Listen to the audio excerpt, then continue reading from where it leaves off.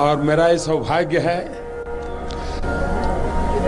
कि आध्यात्मिक चेतना की भूमि पर जाने का मुझे कई वर्षों से अवसर मिलता रहा है। इन दिनों केदारनाथ बार बार आने का मौका मिलता है। केदारनाथ में जब आपदा आई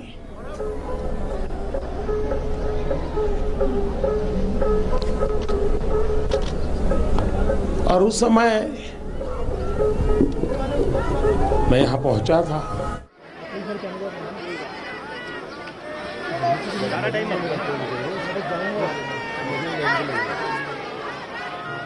गुजरात में रहते हुए अपनी तरह से कुछ न कुछ करता रहता था, लेकिन प्रधानमंत्री सौभाग्य से यहाँ उत्तराखंड में भी अनुकूल सरकार बनी। तो आपने देखा होगा कि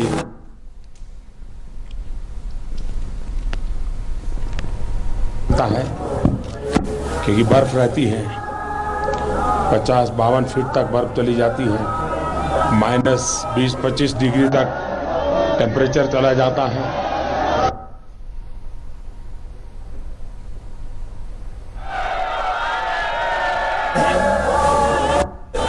इसका एक मास्टर प्लान बनाया है, उसके आधार पर इसके विकास का काम चल रहा है। तो एक मन में रहता है कि समय मिले तो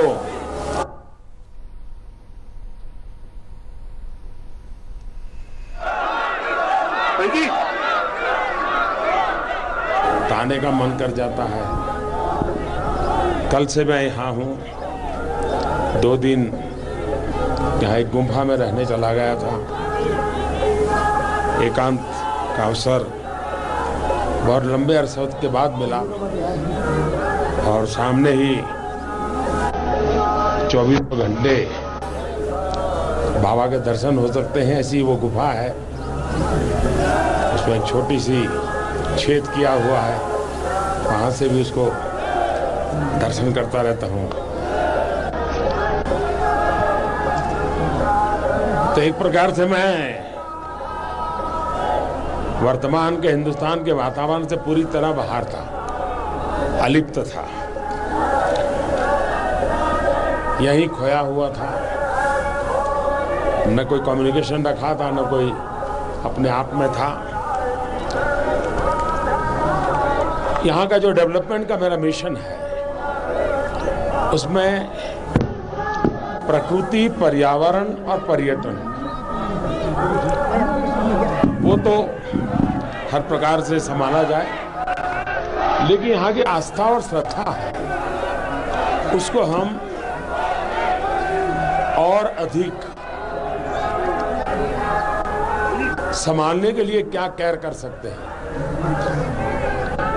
हम कोई आध्यात्मिक चेतना में इजाफा तो नहीं कर सकते, लेकिन उसमें कठिनाइयाँ, रुकावटें डालने से तो अपने आप को बचा सकते हैं। तो मेरी कोशिश ये है कि उस दिशा में कुछ प्रयास करूं। एक अच्छी टीम मिली है मुझे, डेडिकेटेड टीम है, वो काम कर रही है। मैं कभी वीडियो कॉन्फ्रेंस से मॉनिटरिंग करता हूँ, खुद वीडियो से पूरा यहाँ का व्यूज लेता रहता हूँ। जब कभी कभार मैं देख रहा हूँ कि जब ये यात्रा का कबाड़ खुलते हैं तो सामान्य मानवी को तो ऐसा लगता है चलो भाई कबाड़ खुले हम जाएंगे, लेकिन इसके पहले 2 महीने तक सैकड़ों लोगों को काम करना पड़ता है, रास्ते खोलने पड़ते हैं, बर्फ हटानी पड़ती है, यहाँ जो आवश्यकता है वो सामान पहुँचाना पड़ता है, क्योंकि एवरेज धीरे धीरे करके डेली 25,000 लोग पहुँचते हैं, तो उन सबको सुविधा मिले। तो एक प्रकार से ये व्यवस्था की दृष्टि से बहुत बड़ा काम होता है, लेकिन हमारे देश में इन चीज़ों की ज़्यादा चर्चा बहुत कम होती है। अगर यहाँ कोई एकाध तकलीफ हो जाए तो वो मेन न्यूज़ बन जाती है, वरना सचमुच में अगर लोगों को ये ज्ञान हो कि भाई कितना कष्ट उठा करके लोग आपकी यात्रा की चिंता करते हैं, तो लोग भी उसमें सहयोग करेंगे। सिर्फ वो भगवान से जुड़ेंगे, उसके साथ साथ यहाँ के जो काम करने वाले लोग हैं, व्यवस्था करने वाले लोग हैं, उनके साथ भी जुड़ेंगे। जहाँ तक भगवान के चरणों में आता हूँ, मैं कभी कुछ मांगता नहीं। आपने जीत की कामना नहीं की यहाँ पर?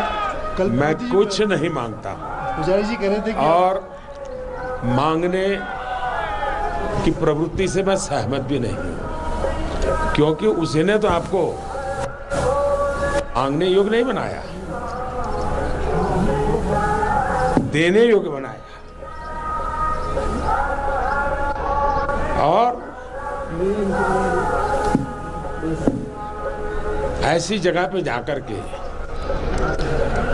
ईश्वर ने देने योग्य उसको जो क्षमता दी वो उसने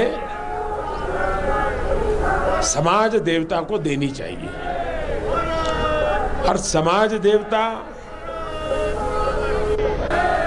अध्यात्म देवता, उसका मिलन निरंतर बना रहता है। तो भगवान शिव जी, भगवान केदारनाथ, बाबा भोलेनाथ न सिर्फ भारत की, पूरी मानव जात के सुख, समृद्धि, कल्याण के लिए उनके आशीर्वाद बने रहे। मैं आप लोगों का भी आभारी हूं, क्योंकि मैं जानता हूं कि चुनाव में पत्रकारिता के क्षेत्र में काम करने वालों पर कितना प्रेशर रहता है और कितना फिजिकल स्ट्रेन भी रहता है। और मई जून के चुनाव यानी तो अपने आप में बड़े कठिन होते हैं। उसके बावजूद भी आप लोग समय निकाल करके यहाँ पहुँचे। आपके माध्यम से उत्तराखंड को और केदारनाथ को जरूर लाभ होगा कि लोगों को विश्वास बैठेगा भी अब केदारनाथ में उस आपदा के बाद काफ़ी व्यवस्थाएं हो गई है, आप आराम से जा सकते हैं, कुछ समय यहाँ बिता सकते हैं। तो एक प्रकार से आपके यहाँ आने से उत्तराखंड को लाभ हुआ है, उनके यात्रा विकास को लाभ हुआ है और देशवासियों को भी लाभ हुआ है आपके आने के कारण। क्योंकि ये खबरें पहुँचेगी तो लोगों को लगेगा चलो भाई इस बार छुट्टियों में दुबई, सिंगापुर के बजाय केदारनाथ चले जाए। और मैं भी चाहता हूँ मेरे देश के लोग सिंगापुर, दुबई भले जाए, मुझे इतराज़ नहीं है, लेकिन मेरे देश में भी बहुत कुछ देखने जैसा है, जाना आना शुरू करें। मैं फिर एक बार आप सबका बहुत बहुत आभार व्यक्त करता हूँ और ईश्वर से प्रार्थना करता हूँ कि आप लोगों को भी कोई कष्ट न हो, आराम से अपने यहाँ स्थान पर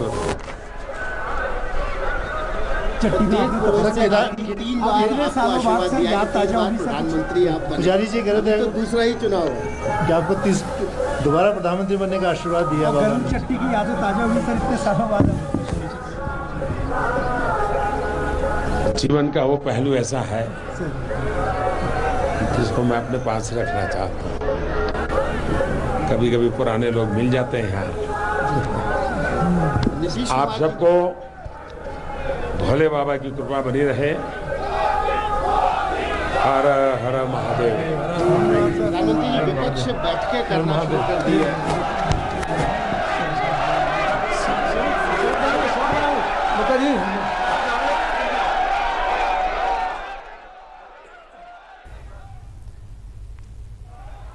मीडिया से बात की उन्होंने और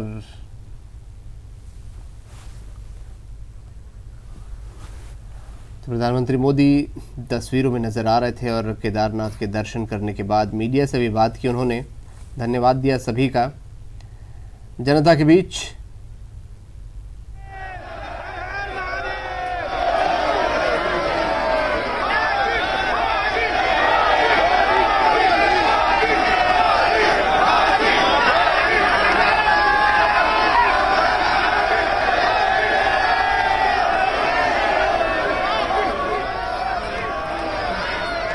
महादेव के जयघोष करके अब प्रधानमंत्री यहाँ से बद्रीनाथ के लिए रवाना होंगे। आज उस गुफा से बाहर निकले थे जिसमें कल अध्यात्म के लिए गए थे और उसका भी जिक्र उन्होंने वहाँ पर किया। साथ ही उत्तराखंड में जो विकास कार्य चल रहे हैं उनकी चर्चा की। अब लोगों का अभिवादन स्वीकार करते हुए बाबा के दरबार में जिस तरह से दोनों हाथ उठाकर बाबा को प्रणाम करते हैं भगवान महादेव। बद्रीनाथ के लिए प्रधानमंत्री रवाना होंगे। वहां पर श्रद्धालु पहुंचे हुए हैं नरेंद्र मोदी तमाम और पीएम को अपने बीच पाकर काफी उत्साहित हैं। जिनको एक तरह से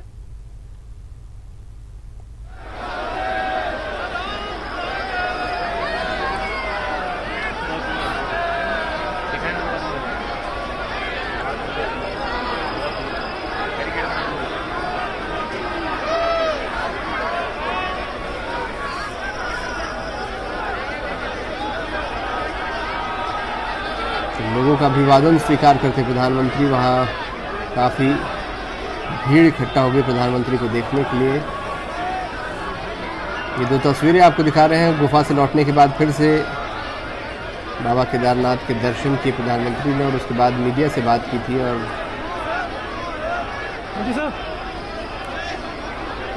लोगों का अभिवादन स्वीकार करते हुए बद्रीनाथ का रुख करेंगे प्रधानमंत्री। और इधर देश में इस वक्त 59 लोकसभा सीटों पर अंतिम चरण का मतदान शांतिपूर्ण तरीके से चल रहा है, उत्साहपूर्वक चल रहा है। कई तस्वीरें हमने आप तक पहुंचाई।